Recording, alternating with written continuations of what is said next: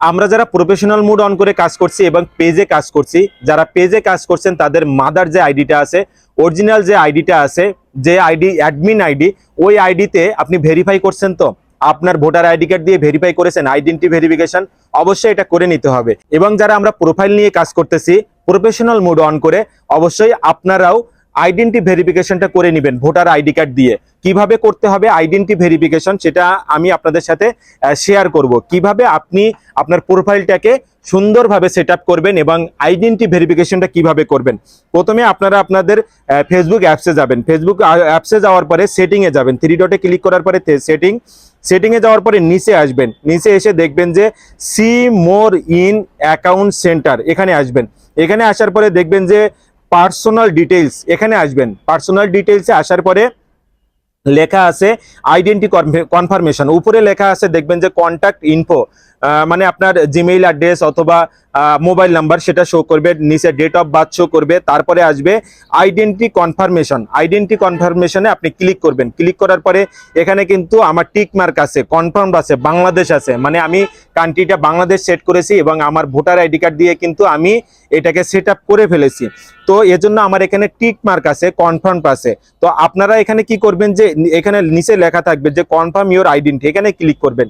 Click করার পরে নিচে আসছে দেখেন যে প্রোটেক্ট ইওর অ্যাকাউন্ট, মানে two factor authentication. Two factor অথেন্টিকেশনটা অবশ্যই আপনি অন করে রাখবেন, মানে আপনার আইডি যাতে অন্য কেউ ইউজ না করতে পারে, লগ ইন না করতে পারে। লগ ইন করার আগে আপনার কাছে কোড আসবে, আপনি যখন ওটাকে অ্যাকসেপ্ট করবেন তখন ওই ফোনে বা কিংবা অন্য ডিভাইসে আপনার আইডিটা লগ ইন হবে, সেটা টু ফ্যাক্টর অথেন্টিকেশন, এটা অবশ্যই করে নেবেন।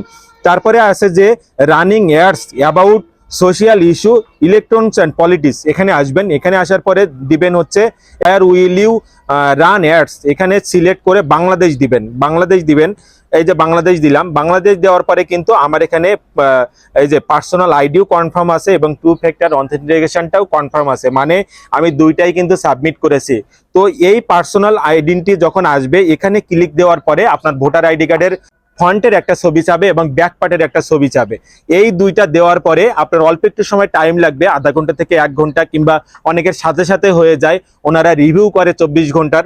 তো 24 ঘন্টার ভিতরে আপনি যদি আপনার ডকুমেন্টসটা ঠিক থাকে, আপনার ভোটার আইডি কার্ডের ছবিটা সুন্দর থাকে, অবশ্যই আপনারা ছবিটা যখন দিবেন একটু সুন্দর জায়গায়, পরিষ্কার জায়গায়, এবং যাতে ছবিটা খুব সুন্দরভাবে দেখা যায়, ফেসবুক যাতে আপনার নামগুলো সুন্দরভাবে বুঝতে পারে, প্রোফাইলে আপনি আপনার ভোটার আইডি কার্ডের ছবিটা, ন্যাশনাল আইডির ছবিটা ওখান থেকে আপলোড করে দিবেন। দেওয়ার পরে এখানে চলে আসবে যে পার্সোনাল আইডি কনফার্ম, মানে আপনি আপনার ভোটার আইডি কার্ডটা সঠিকভাবে সাবমিট করতে পেরেছেন, মানে এই অ্যাকাউন্টের মালিক শুধু আপনি। এই কাজটা অবশ্যই করে নিতে হবে, তাহলে ফেসবুকের কাছে গ্রহণযোগ্যতা হবে যে হ্যাঁ, উনি এই ফেসবুকের মালিক, উনি প্রফেশনাল মুড অন করে কাজ করতেছেন, ওনার পেজও এইটা, উনি এই পেজে কাজ করতেছেন।